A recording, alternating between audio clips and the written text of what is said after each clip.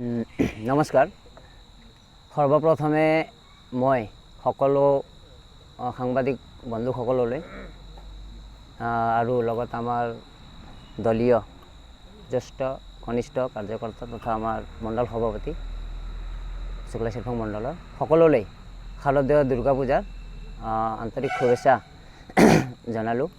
ইয়াৰ লগে লগে আজি আমি এটি সংবাদমেল তাৰমানে ইয়াতে অনুষ্ঠিত কৰিছোঁ। ইয়াৰ যোগেদি আমি শুক্লা চেৰফাংবাসীক কিছুমান মেছেজ আমি তাৰমানে দিবলৈ গৈ আছোঁ দলীয়ভাৱে।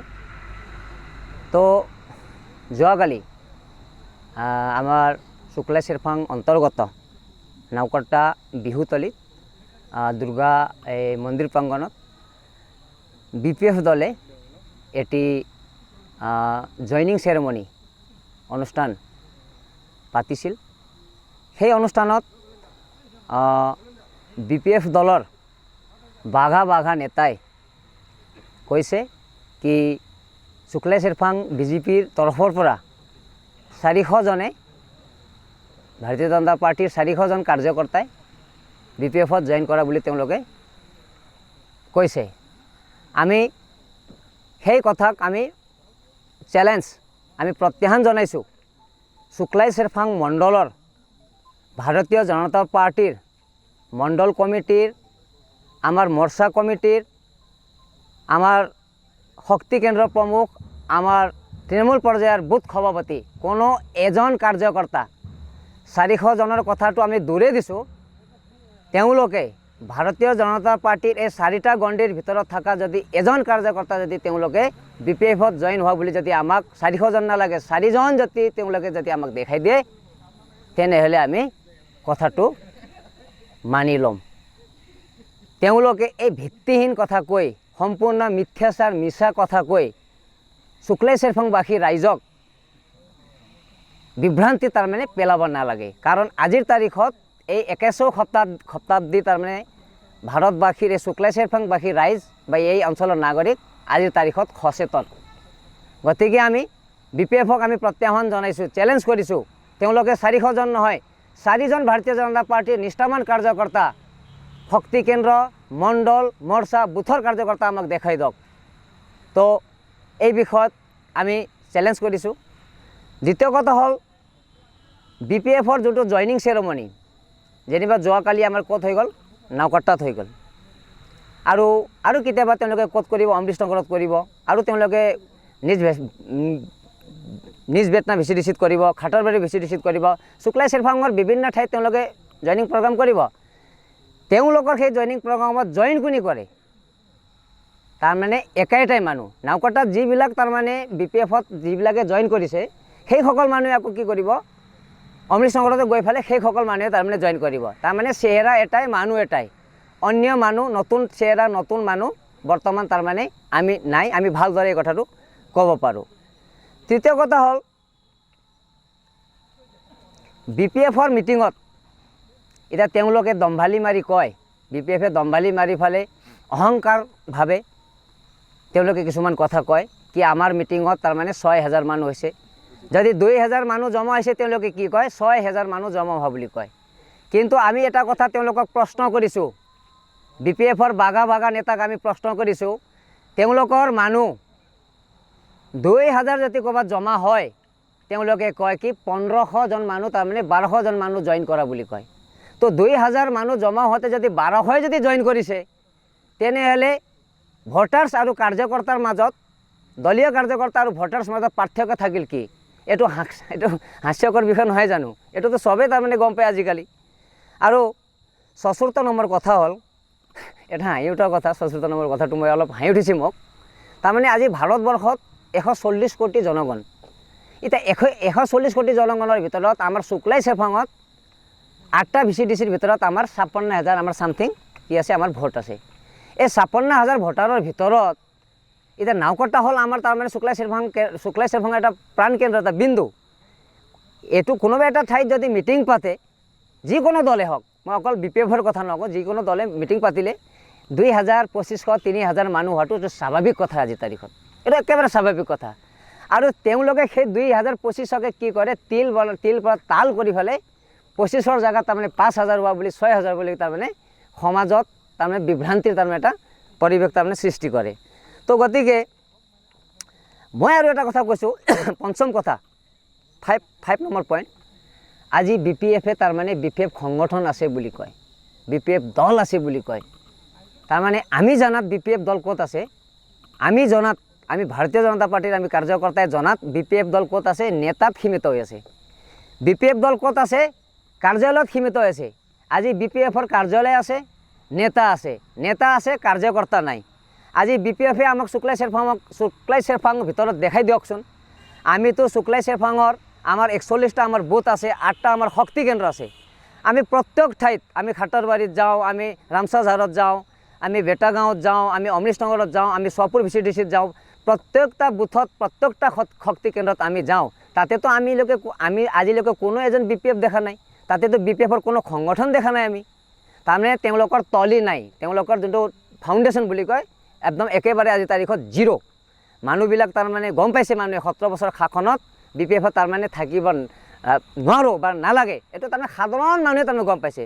তাৰ কাৰণে তেওঁলোকৰ তৃণমূল পৰ্যায়ত সংগঠন, মই দৃঢ়তাৰে কৈছোঁ তেওঁলোকৰ সংগঠন জিৰ'। তেওঁলোকে BPF সীমিত হৈ আছে আজি কাৰ্যালয় আৰু নেতা, তাৰ বাহিৰে কোনো তাৰমানে তেওঁলোকৰ হেৰি নাই। আচ্ছা, এতিয়া 6 নম্বৰ কথা হ'ল কি, আজি চাওক আমাৰ অসমৰ প্ৰভাৱশালী জনপ্ৰিয় এজন মুখ্যমন্ত্ৰী হিমন্ত বিশ্ব শৰ্মা ডাঙৰীয়া, BTRৰ চিফ আমাৰ প্ৰমোদ বড়ো ডাঙৰীয়াই যেনেকুৱাকৈ তাৰমানে আজি এই BTR অঞ্চলত আজিৰ পৰা 15-20 বছৰ আগত যেনেকুৱাকৈ তাৰমানে হিংসা, হত্যা, অত্যাচাৰ, লুণ্ঠন, তাৰমানে যোনটো আৰ্মছ এক্টিভিটিজ বা যোনটো ৰেভুলেশ্যন যিবিলাক আছিল, আজি সেই সম্পূৰ্ণ তাৰমানে ৰাজনৈতিকভাৱে গাদীৰ বহাৰ পিছত আজি তাৰমানে কি কৰিছে, নিৰাময় কৰিছে। আচ্ছা, এই কথাটো সাধাৰণ মানুহে কয়, কিন্তু তেওঁলোকৰ 17 বছৰ শাসনত যেতিয়া আমি পঢ়ি আছিলোঁ, যেতিয়া আমি মেট্ৰিক পৰীক্ষা দি আছিলোঁ, সেই সময়ত কিন্তু বহুত অনামিকা আমি দেখিছোঁ, বহুত এইবিলাক পাৰ কৰিছোঁ। তেওঁলোকে কোনো সমস্যাৰ সমাধান, কোনো এই অঞ্চলৰ কোনো তাৰমানে সাময়িক আৰু সামগ্ৰিক সমাধান তেওঁলোকে কাউন্সিলত, আমাৰ এই 6 শিডিউলত তাৰমানে BPF তাৰমানে কৰা নাছিল। আজি তাৰমানে এই সকলো সমস্যা প্ৰমোদ বড়ো ডাঙৰীয়াৰ নেতৃত্বত, হিমন্ত বিশ্ব শৰ্মা ডাঙৰীয়াৰ নেতৃত্বত কি হৈছে, সমাধান হৈছে।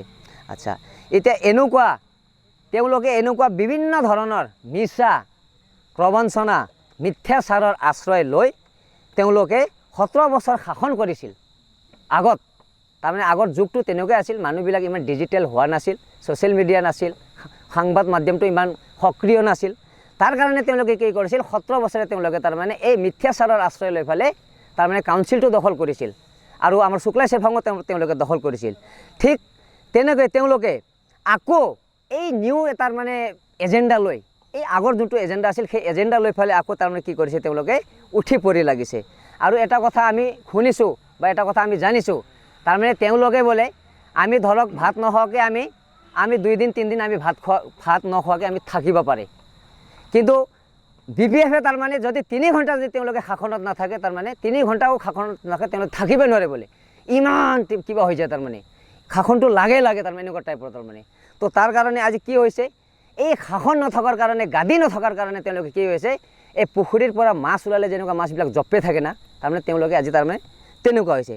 এতিয়া BTRত কি হৈছে, শান্তি প্ৰতিষ্ঠা হোৱাৰ পিছত এতিয়া BTRত শান্তি প্ৰতিষ্ঠা হৈছে অলৰেডি। শান্তি প্ৰতিষ্ঠা হৈ পেলাই আমি বিন্দাছ তাৰমানে এজন সাধাৰণ ৰিক্সাৱালা, ঠেলাৱালা, এজন হাজিৰা কাম কৰা মানুহে বিন্দাছ হাঁহি তাৰমানে নিজৰ জীৱন নিৰ্বাহ কৰিছে, পৰিবাৰ পোহপাল দি আছে। কিন্তু এতিয়া শান্তি প্ৰতিষ্ঠা হোৱাৰ পিছত তেওঁলোকে কি কৈ আছে, আমি বোলে শান্তিৰ প্ৰতিষ্ঠা, শান্তিৰ বাৰ্তা লৈ পেলাই আহিছোঁ বুলি কয় ৰাইজৰ ওচৰত যাই পেলাই। অলৰেডি শান্তি হৈ গ'ল, তেওঁলোকৰ দিনতে আছিল অশান্তি। তেওঁলোকে যদি ইমানেই যদি শান্তি যদি আনিব যদি খুজিলা হয় বা ইচ্ছা যদি আছিল, মানসিকতা আছিল, সেই সময়ত তেওঁলোকে শান্তিটো আনিব লাগিছিল। তেওঁলোকে সেই সময়ত শান্তিটো নানিলে। এতিয়া শান্তি প্ৰতিষ্ঠা হোৱাৰ পিছত তেওঁলোকে কি কৰে, শান্তিৰ বাৰ্তা লৈ পেলাই সমাজৰ বিভিন্ন শ্ৰেণী বৰ্গত তেওঁলোকে আৰু হাস্যকৰ তাৰমানে এইটো বিষয় হয়। আচ্ছা, যা নহওক, এতিয়া ভালদৰে জানে তেওঁলোকৰ শাসনত কিমান অশান্তি আছিল, এইটোতো আমি ক'লোৱেই।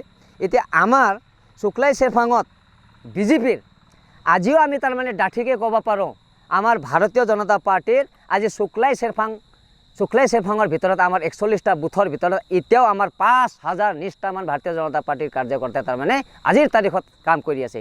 কিন্তু এটা কথা আমি কওঁ ভালদৰে, কওঁ, আমাৰ ভাৰতীয় জনতা পাৰ্টিৰ কাৰ্যকৰ্তা একে একে 2 নহয় দে কেতিয়াও আমাৰ ভাৰতীয় জনতা পাৰ্টিৰ একে একে কি হয় 11 হয় গতিকে আজি আমি তাৰমানে শুক্লাই চেৰফাঙত 5000 আমাৰ কাম কৰি আছে গতিকে আমাৰ বিজেপিত একে একে তাৰমানে কি হয় 11 হয় গতিকে তেওঁলোকে যিখিনি তাৰমানে এইবিলাক কিবিলাক কাম কৰি আছে আৰু এটা তেওঁলোকে কৈ আছে কি তাৰমানে নিৰ্বাচনত কোনে জিকিব কোনে হাৰিব আমি জিকিম কোনবা জিকিব আৰে এটা আমিতো সংগঠনৰ কাম কৰি আছো আমি এইবিলাক আলোচনা কৰা নাই আমি এই চাহ দোকানত পান দোকানত কোনোবা তাৰমানে কোনোবা গাড়ীত কোনোবা অফিসত তাৰমানে এইবিলাক আমি কিবা কৰা আমাৰ টাইম নাই কিবা কি বুলি কয় এটা আলোচনা কৰা আমাৰ টাইম নাই আমি সংগঠনৰ কাম কৰিছো আৰু ভাৰতীয় জনতা পাৰ্টি তেওঁলোকে কৈ আছে কি আমি তাৰমানে চৰকাৰ নাথাকোতেও আমি এনেকুৱা আছিলো চৰকাৰ এটা বৰ্তমান আছে যদি আমি এনেকৈ আছো আৰু ভৱিষ্যত চৰকাৰ তাৰমানে আমাৰ থাকিব ট্ৰিপল ইঞ্জিনৰ তথাপি আমি তাৰমানে তেনেকৈ থাকিম আমি সামাজিকভাৱে বিজেপিটো হ'ল এটা তাৰমানে সভ্যতা সংস্কৃতি হয় কালচাৰ হয় বিজেপি কোনো এটা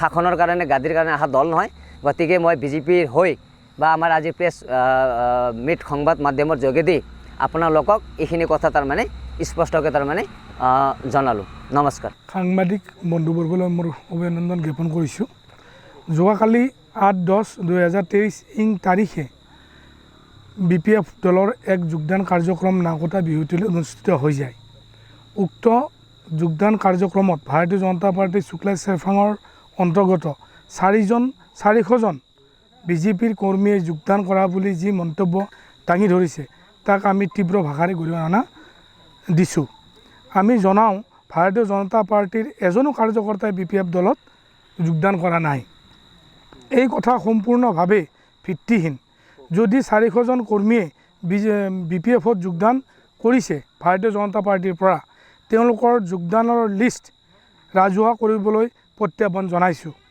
আমি জনাওঁ যে তেওঁলোকৰ নিজৰে কৰ্মীসকলে যোগদান কৰা বুলি গম পোৱা যায় তেওঁলোকে 2.5 বছৰৰ ৰাজনৈতিক ক্ষেত্ৰখনৰ পৰা আঁতৰি থাকি তেওঁলোকৰ কাৰ্যকৰ্তাৰ কিমান আছে তাৰে পৰীক্ষা যোগদান কাৰ্যসূচীত কৰা বুলি আমি অনুমান হয় অন্যথায় এই যি অপপ্ৰচাৰ এই অপপ্ৰচাৰ যদি অনাগত দিনসমূহত আমাৰ মাজত যদি ভাৰতীয় জনতা পাৰ্টিৰ ক্ষেত্ৰত দাঙি ধৰে নিশ্চয় আমি প্ৰত্যাহ্বান দিছোঁ আমাৰ ভাৰতীয় জনতা পাৰ্টি এক ৰাষ্ট্ৰীয় দল হয় ৰাষ্ট্ৰীয় দলৰ কোনো কাৰ্যকৰ্তাই কেতিয়াও BPF দলত যোগদান নকৰে এইটো দৃঢ় বিশ্বাস আমাৰ মণ্ডল সমিতি শক্তি কেন্দ্ৰ মৰ্চাসমূহ আৰু বুথ কমিটিৰ সম্পূৰ্ণ আমাৰ সমিতিসমূহৰ কোনো এজন কৰ্মীয়ে আমাৰ BPF দলত যোগদান কৰা নাই বুলি আমি